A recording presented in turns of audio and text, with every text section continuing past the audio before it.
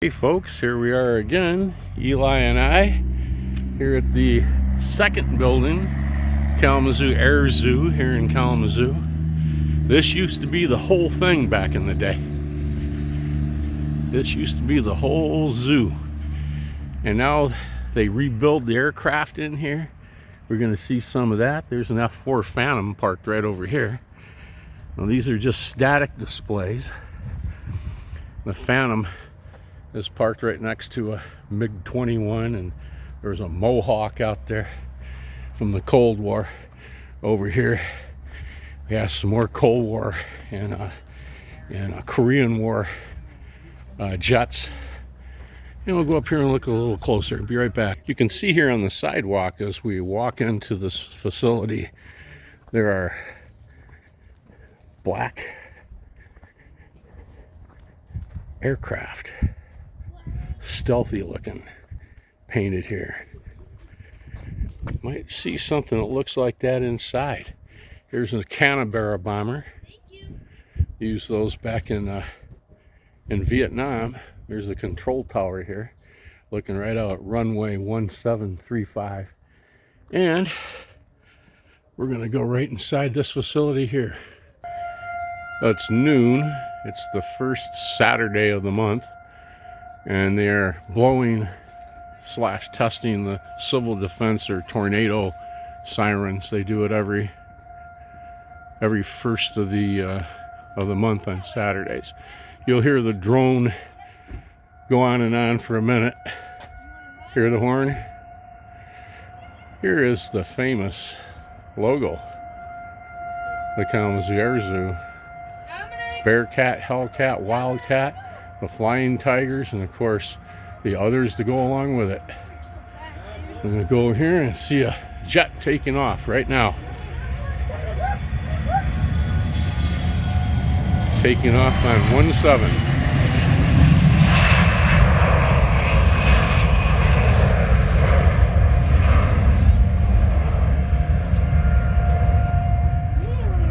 Very nice. The flags are at half-mast today for a fallen soldier that's being laid to rest today up in the Grand Rapids area. And the governor ordered all the state flags everywhere in the state lowered to half-staff today. We'll go inside. Be right back. Here's a picture of an A-10. It was from Battle Creek National Guard, battle damaged overseas. We'll take a look at this closer, so we can see the engine nacelle was mounted on the side of the aircraft. This would have been on the starboard side of the aircraft. It was hit in Operation Iraqi Freedom by an aircraft fire and tore up pretty good. And so they donated it here to the museum. There it is on the ground after it landed with the damage. I'm going to take a look at some more engines right down here.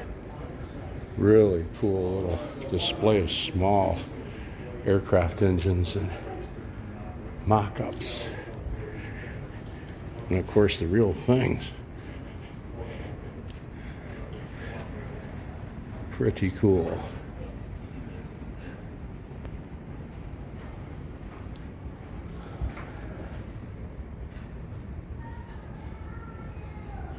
Pretty cool.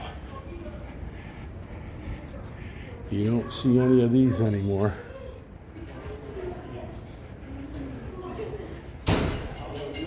Not like these. Little old Lycomings. Look to your left. And we'll go down here and look on the main floor. Remember I talked to you in the other building about the engines on the Saturn V, our moon rocket. Well, down here, I promised to show you one, and here it is, hanging from this big steel fixture from the ceiling here. And there's a Saturn V, or the Saturn V, the Saturn V rocket, and you can see the engines on the bottom as it's taking off, blasting off, and this is one of them. Take a closer look. There's another photograph right there of the moon rocket taking off. I'm standing right here at the base That's the one. This is the of bottom. this huge rocket engine. We'll look up inside. You can stand right inside and look at the entire cone and everything. I mean, this is really built out of heavy duty materials. Can't believe it. It's really something. And then in comparison, right next to it, the smaller ones that really aren't that small. And behind me right here is an SR-71 engine. SR-71, how you like that? All compact right in here.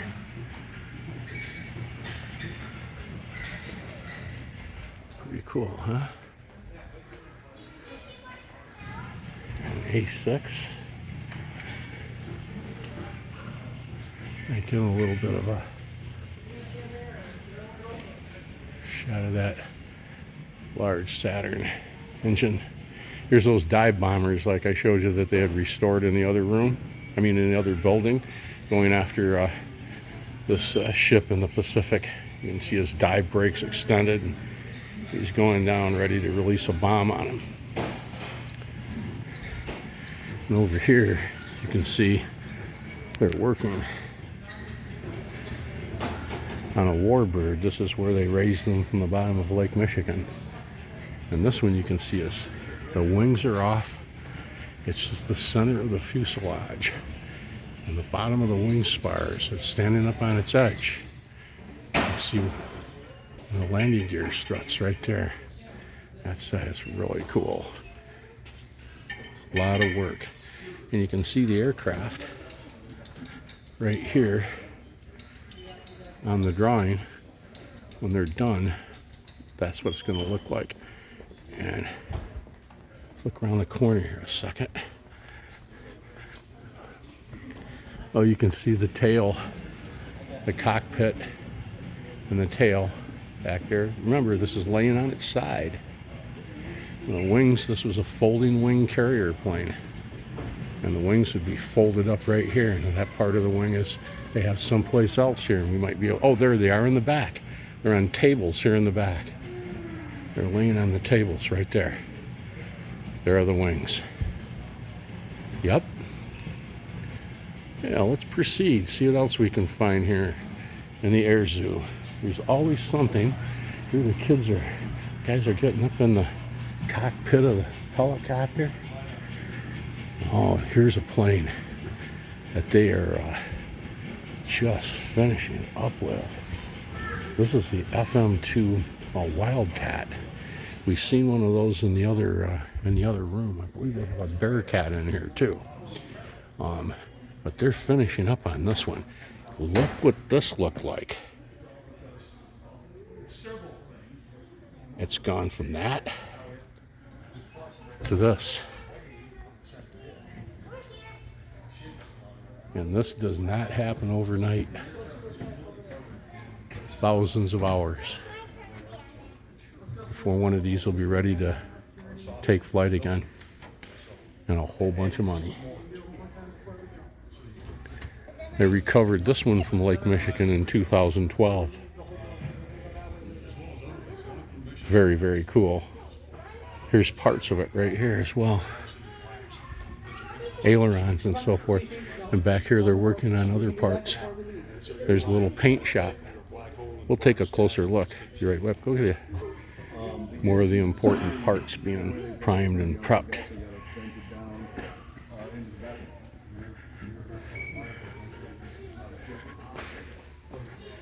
We'll go right over here and take a little look at the rear of the plane.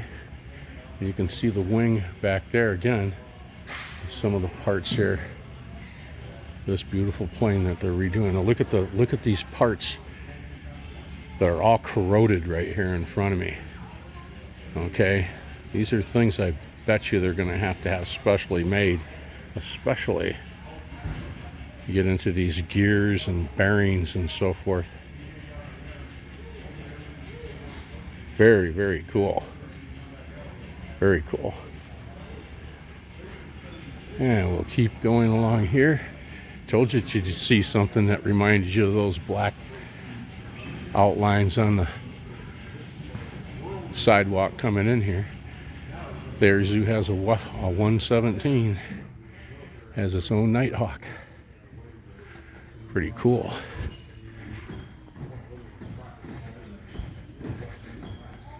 That's quite a piece of ordnance right here too. Certainly. What that weapon was known to carry. I mean, that plane was known to carry. Back here we have another one of the hand-painted murals, the B-17, like the one in the other building. Here are the wings from the plane that we were just looking at.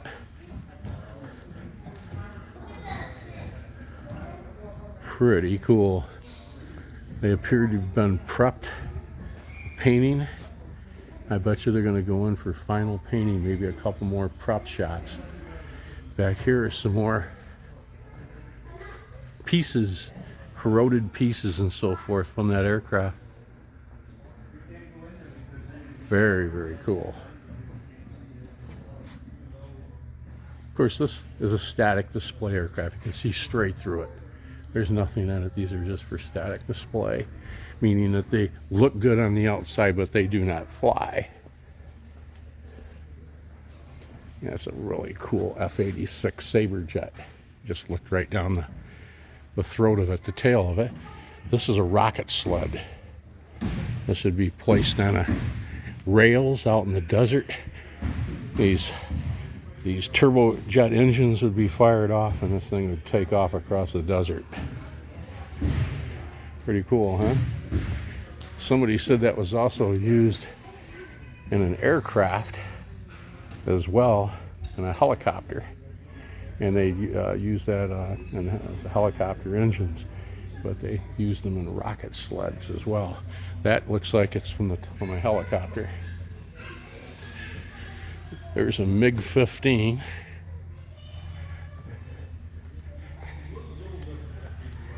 Here's some fuel tanks for one of the aircraft that they're rebuilding, fuel or oil tanks. Really, really cool. Here's some of the old engines getting ready to be rebuilt. That comes one day. Every single piece is important so that they can make new ones from the old. These are the speed brakes that would deploy from the rear of the Russian MiG-15, just like on the rear of the F-86. They had them too, but those aren't deployed on that one today. Pretty cool little seaplane here. This is amphibian. You can take off on landing or runways, or land on runways, or take off or land in the water. Pretty cool. The Mallard. Howard Hughes loved them. Howard Hughes flew too. The wing of the MiG-15.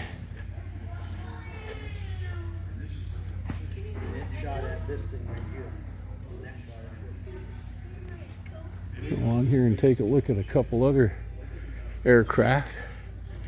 See in here, Rutan Very Easy. Very, very cool. Oh, there's a nice aircraft there too. We're going to take a look at that in a second. Come back over this way and look at the Nike back here in the corner. They're able to get some surface-to-air missiles. And back in the day in the Cold War, this was a Nike, just like the Nike tennis shoes. Now they had a Nike Hercules, they had a Nike Ajax, they had different variations of them. This is the tail section. On top of that would be the next section that you see right here. Laying down here on the right. And then the nose cone. And these would be launched from our ground positions. And here's a picture of one right here, what they look like. See, there's the tanks. There's the second stage, and there's what they look like, and they're nuclear tipped. and these things would detonate in the air in front of incoming Russian Bear bombers. Big, huge flight wings of Bear bombers coming in to attack the United States with nuclear weapons. And these things would blow up in the air right in front of them or amongst them, and hopefully take them all out before they could get over Canada.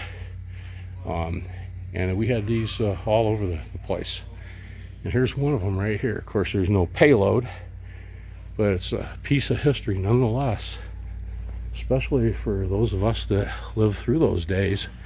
Very interesting. Here's a B-1B bomber mock-up. Here's a vehicle here. It's some kind of a dirigible on a trailer. This is a something that people painted up back in the day and toured around, showing, teaching people about space and rocketry and stuff. And here's what's left of it.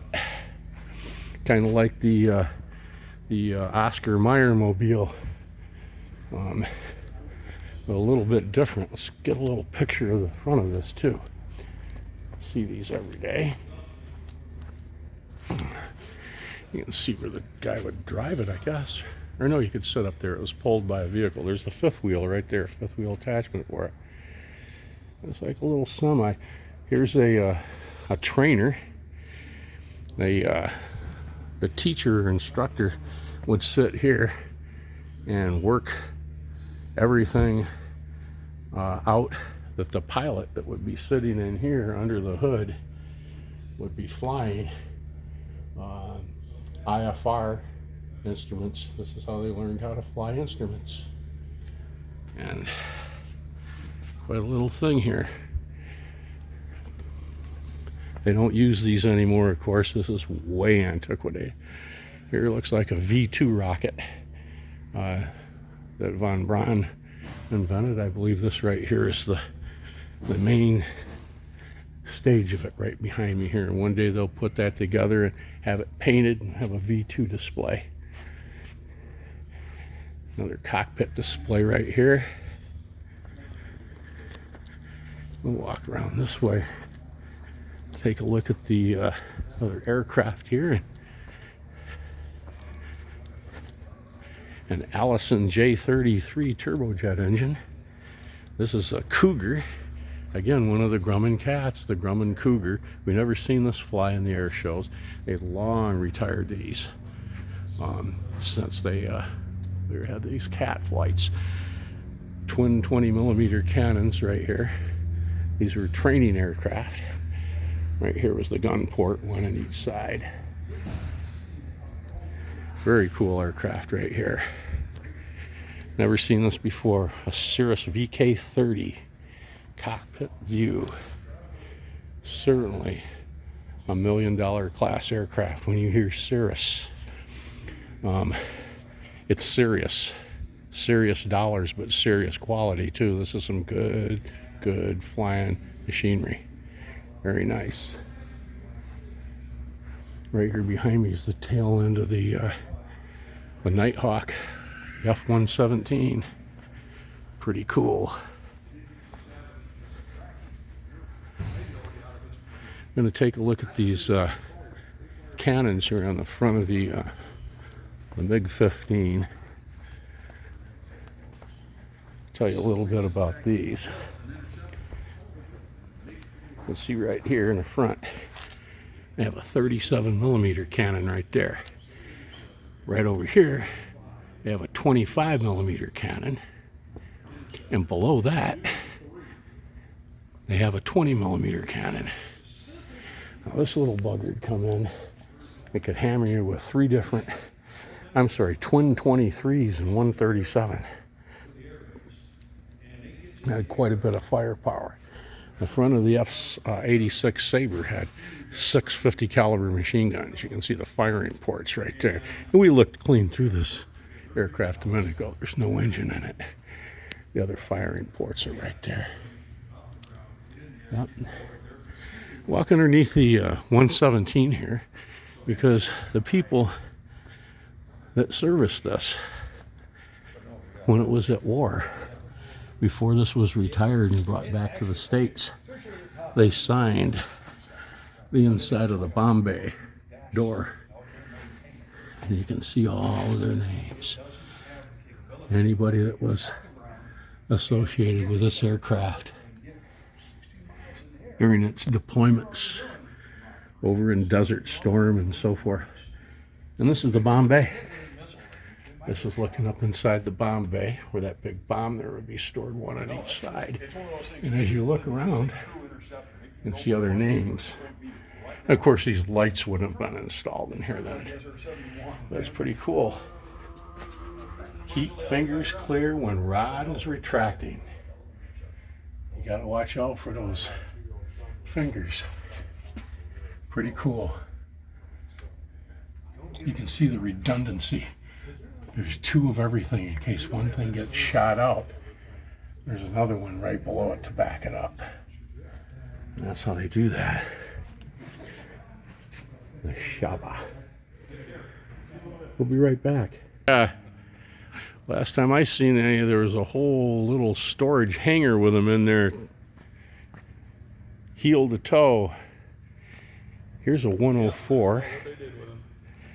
When I was in West Germany, I seen some of the last of these fly for the German Luftwaffe. They were painted in a dark green, and they had black Maltese crosses on the wings and in the back there in the front there. And we didn't see them again. They were turning them in last time that the German Air Force was going to fly them. You can see they have the M61 20mm cannon. A little feed for it going into the... And here's the firing port right here. But these were very tough to handle. A lot of pilots lost their lives in them. They were very fast. They were a handful to fly. Something else. Even guys that were really good in them were very glad when these were phased out. They were very fast. They called them a missile with a man in it, and that's what they looked like. They looked just like a missile that would go 1,600 miles an hour. There's the speed brakes for when they land, and even having a resting hook, because sometimes the runway wasn't long enough and they'd have to put a wire down and catch them at the end of the runway like they did on an aircraft carrier. Not much of that happened. You can see the wing tanks right here. Reason being is that they couldn't carry enough enough fuel in the wings to support an engine like that. They had to carry it out here in these wing tanks. Look back over here again under the F-117 on the starboard side bay. Again, all the folks signed it, and there's a weapon right there in the bay. You can see on these mirrors. Pretty cool. We'll look back over here again. I want to show you this wing, how thin it is. Look at that wing. It's just as thin as can be.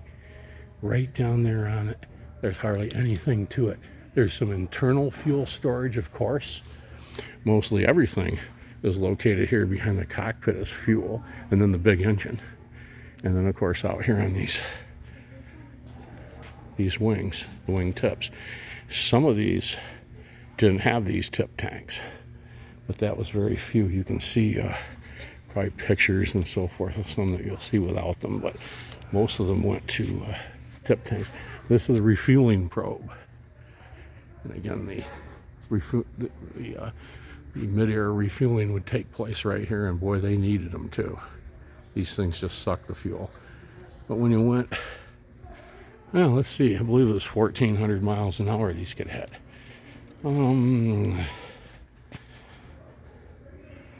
Let's see, the basic versions go 1150.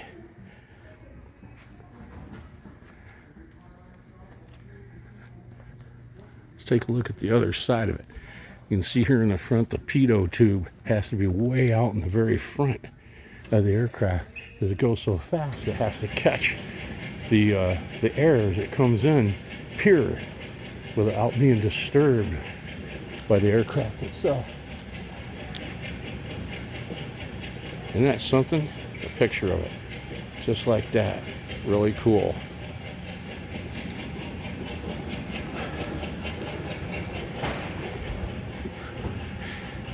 Sorry about that. Here's another Grumman cat. The Grumman Tiger. The F-11F Tiger, flown by the Blue Angels. Yep, another addition. I don't see the other cats in here, and they weren't in the other building. I have to ask about those. They used to be here in this building. Here's a, I think it's a B-66. See here, no, it's an A-3 Sky Warrior. Okay, used in Vietnam for surveillance. The CIA loved these. And you can see he has long-range refueling. His probe is out. And here's a drogue from a refueling aircraft demonstrating how the probe would be caught in the basket. And it would connect right in here. And it would pass the fuel along. See if there's something in the rear here. This must be a little training mock-up, which I'm sure it is. Oh yeah, it is. There you go, up inside.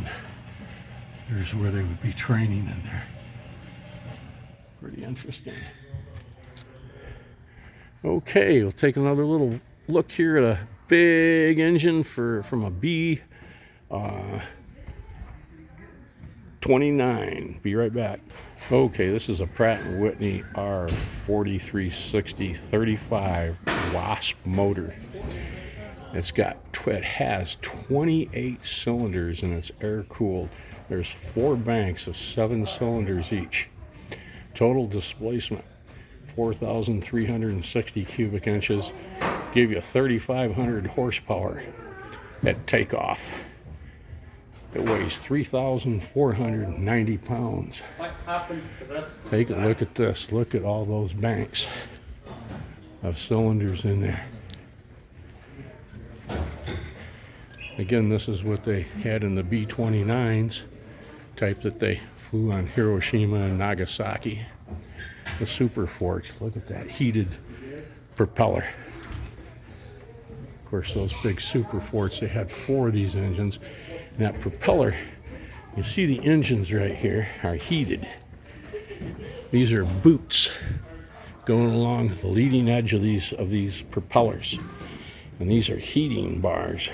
If this ever got into higher altitudes or in icing conditions, the pilot could turn on the heat and the heat would come through and melt any ice off those props where this aircraft was flying.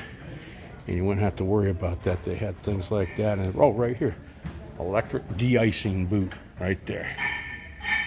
Okay, right there what it is. Well, there she is. Be right back. Take another look here through the air zoom. You can see again the size of that Saturn V main engine. 2 folks standing right there below it. Something else. Go over here and see what Eli's doing. I think he's in a cockpit. He is. They have several of these here for anybody to get in and have a look. We'll be right back. That was the F-106 familiarization trainer.